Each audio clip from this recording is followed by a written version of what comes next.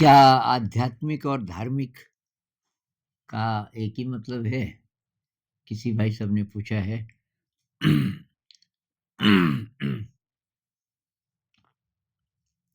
कि बहुत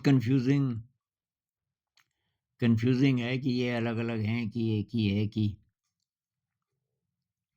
तो भई इसका मोटा मतलब तो ये है ना, जब हम धार्मिक बोलते हैं, तो धार्मिक नाम से ही मन में ही आता है कि ये हिंदू है, कि मुसलमान है, कि ये ईसाई है वगैरह।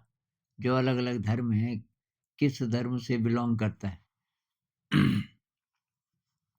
अब ये हम अगर ना भी बोलें, तो ये आदमी धार्मिक है, तो कैसे पता चला भई आपको धार्मिक है? कि जी ये रोज़ मंदिर जाता है, मस्जिद जाता है। जो भी मतलब ऐसी जगह है इबादत की, पूजा की, वहाँ जाता है।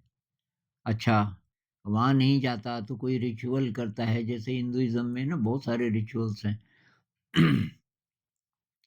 वो माला जपता है, अ, या हवन करता है, रोज़ बहुत सारी चीज़ें लोग करते हैं, पूजा करता है, ये आरती करता है। तो इसमें मतलब कोई न कोई आराध्य होता है। जब हम धार्मिक बोलते हैं किसी व्यक्ति को, तो किसी की उपासना करता है, किसी शक्ति की, बड़ी शक्ति की।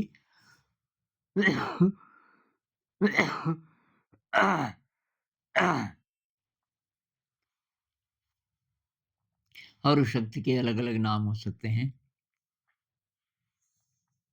जैसे कोई अ, वो कोई कृष्ण को मानता है, कोई शिव जी को मानता है हिंदुइज़्म में, या कोई जीसस को मानता है। किसी न किसी रूप में जब हम देखते हैं उस अनंत को, जो अनंत विराट शक्ति है, उसको कुछ भी कहें, उसका कोई नाम है जब और कोई रूप है और उसकी जब हम आराधना करते हैं, तो उसको हम धार्मिक बोल सकते हैं ऐसे व्यक्ति को।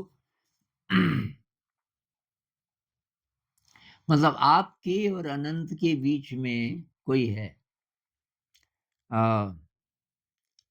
कोई नाम और रूप वाला कोई है और बहुत बार कोई इंसान भी है, जैसे पंडित जी को हम बुलाते हैं अ, पूजा करने के लिए, ये करने के लिए। तो ये या यज्ञ करते हैं तो उसके लिए वेदी बनाते हैं, उसका कोई प्रोसेस होता है, विधि विधि होती है। तो ये विधि, विधान इत्यादि, ये कर्म कांड, ये सब इसमें आता है धार्मिक में। अब जो आध्यात्मिक है, असली मायने में मेरे ख्याल से वो एक्सपीरियंस को बेसिस मानता है, अनुभवों को। उसको जो अनुभव हो रहा है कि मेरे अंदर जो शक्ति है छुपी हुई, वो उसको वो मानता है। तो उसको हम आध्यात्मिक कह सकते हैं। जब कबीर साहब कहते हैं ना, बूंद समानी समुद्र में, सो कत हेरी जाए। तो ये आध्यात्मिक अ, इनको हम बोल सकते हैं, क्योंकि ये अनुभव की बात कर रहे हैं। बूंद मतलब आपका कॉन्शियस माइंड, और समुद्र मतलब वो विराट जिसको मैं माइंड बोलता हूँ।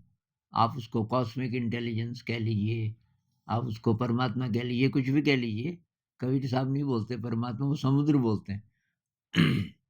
तो बूंद को जब समुद्र का पता चलता है, तो समुद्र बन जाती है। वो पहले भी समुद्र में ही थी, पर बूंद को अपनी बाउंड्री के बाहर कुछ दिखता नहीं था। अब बाउंड्री खत्म हो गई, तो बूंद बन गई समुद्र। ऐसा कोई जिसको मिस्टिकल एक्सपीरियंस कहते हैं, तो इसको जो मानते हैं कि भई अनुभव को, तो उसको आध्यात्मिक कह सकते हैं। अब हमारे मतलब की बात ये है कि भई आपका मन जिस भी विधि से शांत होता है, वो वैलिड है। आप वो चाहे धार्मिक कैटेगरी की चीज़ हो या आध्यात्मिक हो, कुछ भी आप करते हो तो वो वैलिड है। अब ये अध्यात्म वाले बहुत सारी ऐसी बातें कर सकते हैं जो धार्मिक लोगों को अच्छी नहीं लगेगी। जैसे कबीर साहब कहते हैं ना, भला हुआ मेरी माला टूटी, मैं राम भजन से छूटी रे, मेरे सर से टली बला। बहुत बोझ था कि ये माला जपो, अब माला टूट गई।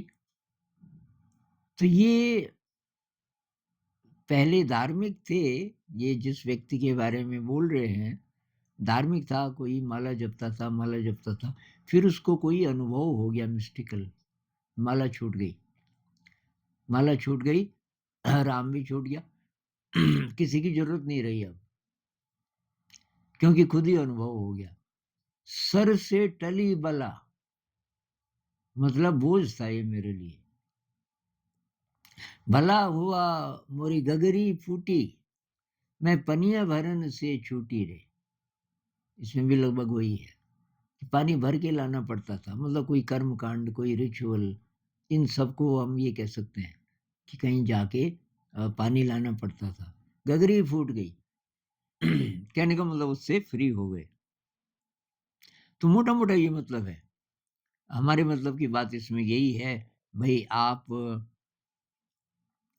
की किसी आराध्य पे श्रद्धा है और आप उनके लिए जो भी करते हो, पूजा करते हो या जाप करते हो, मन शांत हो जाता है। तो बस वो मार्ग, कोई भी मार्ग चुन लो जिसमें आपका जो कॉन्शियस ब्रेन है, ये जो मंकी माइंड है, किसी ने पूछा है मंकी माइंड क्या होता है, इसमें बोलूंगा मैं, मंकी माइंड मतलब ये जो हम सोचते ही रहते हैं, ये बंदर नहीं होता, बंदर का बच्चा, अभी यहाँ अभी वहाँ अभी वहाँ अभी वहाँ, बहुत ज्यादा एनर्जी से भरा, एक जगह टिकता ही नहीं, ऐसे हमारा दिमाग भी है, जंप करता रहता है एक आइडिया से दूसरी, एक विचार से दूसरा विचार, तो सारी एनर्जी खत्म, बहुत चंचल। तो ये मन शांत किसी भी विधि से होता हो तो वो सही है। मुख्य बात ये है ना, हमें शास्त्रीय चर्चा में थोड़ी पढ़ना है कि धार्मिक और आध्यात्मिक की बारीकी, उसका फायदा क्या होगा। मोटी बात यह है कि आप कोई रिचुअल करते हो, आपको अच्छा लगता है, मन शांत होता है तो भी ठीक है, नहीं करते, आप केवल ध्यान करते हो, तो भी ठीक है, आपका मन शांत होता है ना, बस असली बात वही है। तो ये जो विपश्यना की बात है, इस हिसाब से वो आध्यात्मिक में आएगी।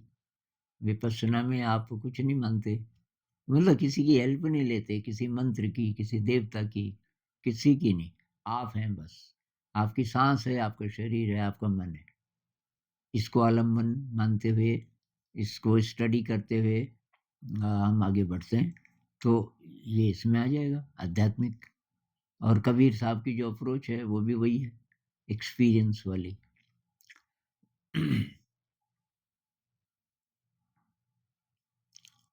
मेरे ख्याल से इतना बहुत है। नमस्कार।